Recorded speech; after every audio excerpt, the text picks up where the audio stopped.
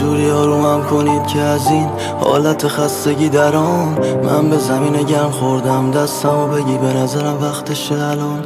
من خودم داغونم تو دیگه اصلا لفظشو نیا. الانم که میبینی قطره قطره عشق میکنه از چشام فرار. یه کار کنید خوب شه حالم حتی شده واسه یه مدت کوتاه.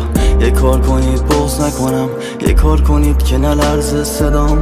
میزنه تون تون قلبم الان، دارم استرس زیاد، حالم خیلی خیلی بده. به منجی بگید که سریعتر بیاد.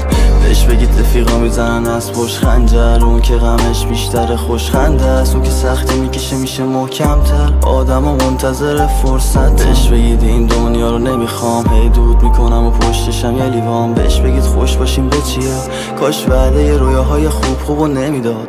بهش بگید برسه که خیلی زود دیر میشه. بهش بگید برسه تو تنم روح نیست دیگه. بهش بگید برسه چون همه چی خوب میشه. بهش بگید برسه که شدم بی حس دیگه. بهش بگید برسه که خیلی زود دیر میشه. بهش بگید برسه تو تنم روح نیست دیگه. بهش بگید برسه چون همه چی خوب میشه. بهش بگید برسه که شدم بی حس دیگه.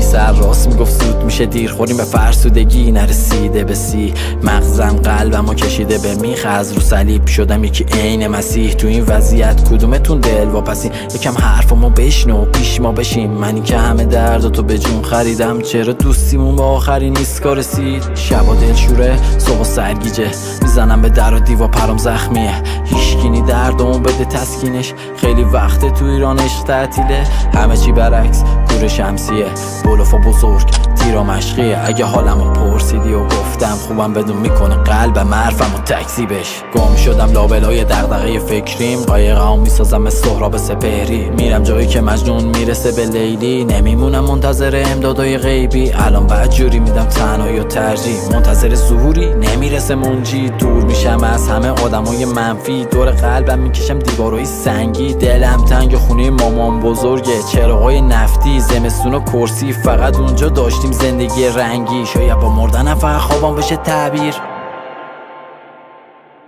بهش بگید برسه که خیلی زود دیر میشه. بهش بگید برسه تو تنم روح نیست دیگه. بهش بگید برسه چون همه چی خوب میشه. بهش بگید برسه که شدم بی حس دیگه. بهش بگید برسه که خیلی زود دیر میشه. بهش بگید برسه تو تنم روح نیست دیگه. بهش بگید برسه چون همه چی خوب میشه. بهش بگید برسه که شدم بی حس دیگه.